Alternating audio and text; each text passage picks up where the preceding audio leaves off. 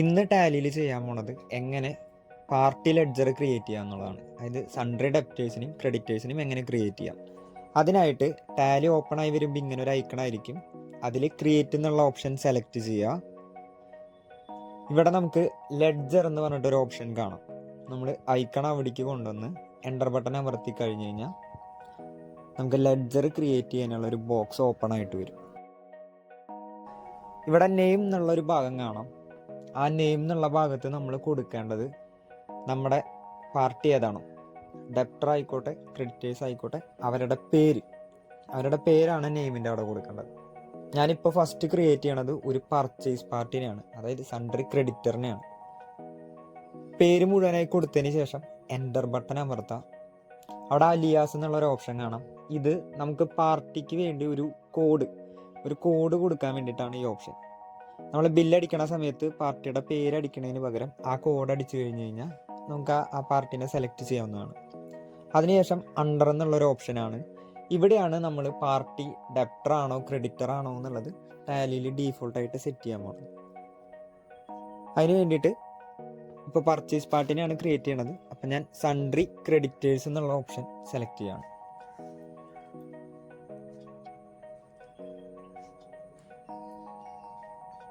ഇപ്പോൾ sundry creditor എന്നുള്ള option select ചെയ്ത് കഴിഞ്ഞ് കഴിഞ്ഞാൽ 2 ഓപ്ഷനോടെയും 3 ഓപ്ഷൻസ് നമുക്ക് അവിടെ എനബിൾ ആയിട്ടുണ്ട്. അവിടെ മെയിൻറ്റെയിൻ ബിൽ ബൈ ബില്ല് എന്നുള്ള ഓപ്ഷൻ യെസ് ആക്കി കൊടുക്കുക. നോ ആയിട്ടാണ് കിടക്കണമെന്ന് വെച്ചാൽ യെസ് ആക്കി കൊടുക്കുക.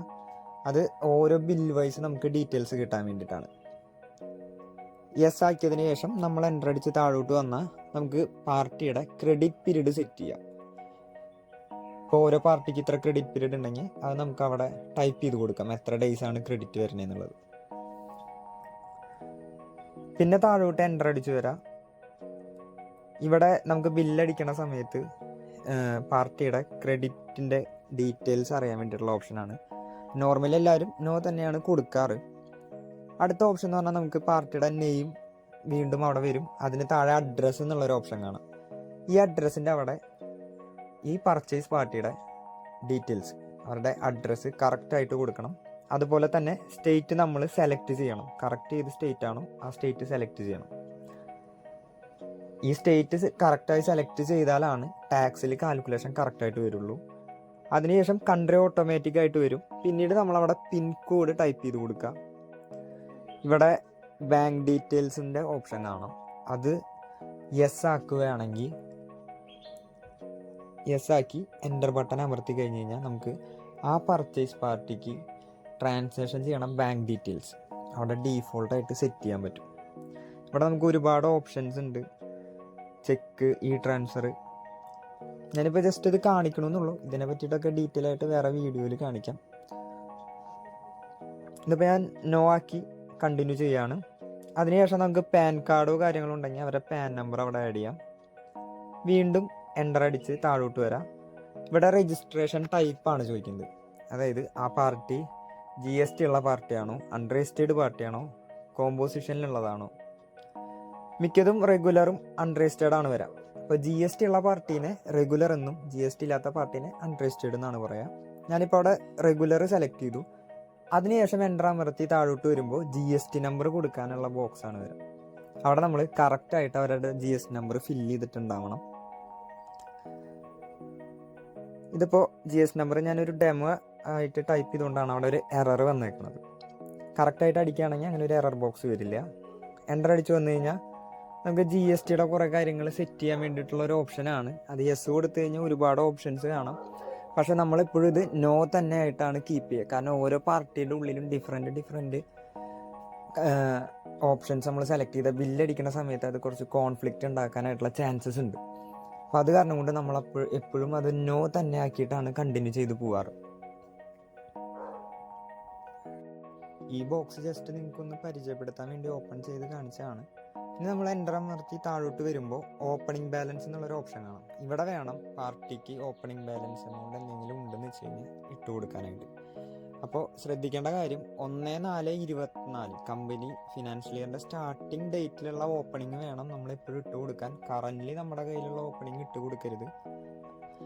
അപ്പോൾ എമൗണ്ട് ഇട്ടതിന് ശേഷം എൻ്റർ അമർത്താം. യെസ് ഓർ നോ എന്നുള്ള ഓപ്ഷൻ ചോദിക്കും. അവിടെ യെസ് കൊടുത്തു കഴിഞ്ഞാൽ ആ പാർട്ടി ലെഡ്ജർ അവിടെ സേവ് ആയിട്ടുണ്ട്. നമ്മൾ നേരത്തെ ക്രിയേറ്റ് ചെയ്ത പർച്ചേസ് ലെഡ്ജർ സേവ് ആയതിനു ശേഷം വീണ്ടും ലെഡ്ജർ ക്രിയേഷനിൽ തന്നെയാണ് നിൽക്കുക. നമുക്ക് ലെഡ്ജർ മുന്നോട്ട് ക്രിയേറ്റ് ചെയ്ത് പോകണമെന്നുണ്ടെന്ന് വെച്ചാൽ കണ്ടിന്യൂ ചെയ്ത് പോവാം, ഇല്ലെങ്കിൽ എസ്കേപ്പ് ബട്ടൺ അമർത്തി കഴിഞ്ഞാൽ ഈ ഫീൽഡിൽ നിന്ന് ബാക്കിലോട്ട് പോവാം. അപ്പം ഞാനൊരു സെയിൽ പാർട്ടിനെ കൂടി ക്രിയേറ്റ് ചെയ്യാൻ പോവാണ്. അപ്പോൾ പേര് കൊടുത്തിട്ടുണ്ട്. അതേപോലെ തന്നെ ഇവിടെ അണ്ടർ എന്നുള്ള ഓപ്ഷൻ നമ്മൾ സൺഡ്രി ഡെപ്റ്റേഴ്സ് ആണ് സെലക്ട് ചെയ്യുക. പർച്ചേസ് പാർട്ടീനെ സൺഡ്രി ക്രെഡിറ്റർ എന്നും സെയിൽ പാർട്ടീനെ സൺഡ്രി ഡെപ്റ്റർ എന്നുള്ളതാണ് സെലക്ട് ചെയ്യുന്നത്. അപ്പോൾ നേരത്തെ പറഞ്ഞ ഓപ്ഷൻസ് ആയതുകൊണ്ടാണ് ഞാൻ പെട്ടെന്ന് അവിടെ നിന്ന് ഇപ്പുറത്തോട്ടേക്ക് വന്നത്. നമ്മൾ സാധാ പോലെ തന്നെ അഡ്രസ്സും കാര്യങ്ങളും കൊടുക്കണം. പാർട്ടിയുടെ സ്റ്റേറ്റ് സെലക്ട് ചെയ്യണം. പിൻകോഡ് ടൈപ്പ് ചെയ്ത് കൊടുക്കണം. ബാങ്ക് ഡീറ്റെയിൽസ് നോ തന്നെ കൊടുത്തിട്ടാണ് കണ്ടിന്യൂ ചെയ്യുന്നത്. രജിസ്ട്രേഷൻ ടൈപ്പ് ഞാൻ റെഗുലർ കൊടുത്തു. റെഗുലർ സെലക്ട് ചെയ്താൽ മസ്റ്റായിട്ടും GST നമ്പർ കൊടുത്തിട്ടുണ്ടാവണം. റെഗുലർ എന്ന് പറയുന്നത് GST ഉള്ളതും അൺരജിസ്റ്റേർഡ് എന്ന് പറയുന്നത് GST ഇല്ലാത്ത പാർട്ടിനെയാണ്. ഒന്ന് ശ്രദ്ധിക്കണം. ഞാനിപ്പോൾ ഇവിടെ ഒരു ഡെമോ GST നമ്പർ കൊടുക്കുന്നുണ്ട്. എൻ്റർ ബട്ടൺ അമർത്തി റൈറ്റ് സൈഡിൽ ഒരു വാർണിംഗ് ബോക്സ് വന്നത് കാണാം. അത് GST നമ്പർ ഒരു ഡെമോ ആയതുകൊണ്ടാണ്. കറക്റ്റ് കൊടുത്തു കഴിഞ്ഞാൽ എറർ ബോക്സ് അവിടെ വരില്ല. അതുപോലെ നമ്മൾ ഓപ്പണിംഗ് ബാലൻസ് നേരത്തെ പറഞ്ഞ പോലെ തന്നെ ഓപ്പണിംഗ് ബാലൻസ് കൊടുക്കണം. എൻ്റർ ബട്ടൺ അമർത്തുമ്പോൾ യെസ് ഓർ നോ ചോദിക്കും. യെസ് കൊടുത്തു കഴിഞ്ഞ് കഴിഞ്ഞാൽ പാർട്ടി സേവ് ആയിട്ടുണ്ട്. ഇനി ഞാൻ എസ്കേപ്പ് അടിച്ച് ബാക്കിലോട്ട് പോവാണ്. കണ്ടിന്യൂസ് 2 തവണ എസ്കേപ്പ് ബട്ടൺ അമർത്തി കഴിഞ്ഞാൽ നമുക്ക് പുറത്തോട്ട് വരാം. ഇനി നമുക്ക് ക്രിയേറ്റ് ചെയ്ത പാർട്ടി അവിടെ സേവ് ആയിട്ടുണ്ടോ എന്നുള്ളതാണ് ചെക്ക് ചെയ്യേണ്ടത്. അതിനായിട്ട് ഞാൻ വൗച്ചേഴ്സ് എന്നുള്ള ഓപ്ഷനാണ് സെലക്ട് ചെയ്യുന്നത്. താഴോട്ട് വരുമ്പോൾ നമുക്ക് കാണാം വൗച്ചേഴ്സ് എന്നുള്ള ഓപ്ഷൻ. അവിടെയാണ് നമ്മൾ ബില്ലും കാര്യങ്ങളൊക്കെ എൻ്റർ ചെയ്യണത്. അപ്പം ഞാൻ വൗച്ചേഴ്സ് സെലക്ട് ചെയ്തു. റൈറ്റ് സൈഡിൽ നോക്കിക്കഴിഞ്ഞാൽ നമുക്ക് ഒരുപാട് ഓപ്ഷൻസ് കാണാം. അതിൽ ഞാൻ സെയിൽ എന്നുള്ള ബട്ടൺ ക്ലിക്ക് ചെയ്തു. അപ്പം നമ്മളവിടെ ക്രിയേറ്റ് ചെയ്ത 2 പാർട്ടിയുടെയും പേര് അവിടെ കാണാം. നമ്മൾ ജനറേറ്റ് ചെയ്തിട്ടുള്ള 2 പാർട്ടിയും അവിടെ സക്സസ്ഫുള്ളി സേവ് ആയിട്ടുണ്ട്. അപ്പോൾ ഞാൻ എസ്കേപ്പ് ബട്ടൺ അമർത്തി പിന്നിലോട്ട് പോരാണ്. ഇനിയിപ്പോൾ നിങ്ങൾക്ക് എന്തെങ്കിലും സജഷൻസോ കാര്യങ്ങളോ ഉണ്ടെങ്കിൽ കമൻറ്റ് ബോക്സിൽ പറയാവുന്നതാണ്.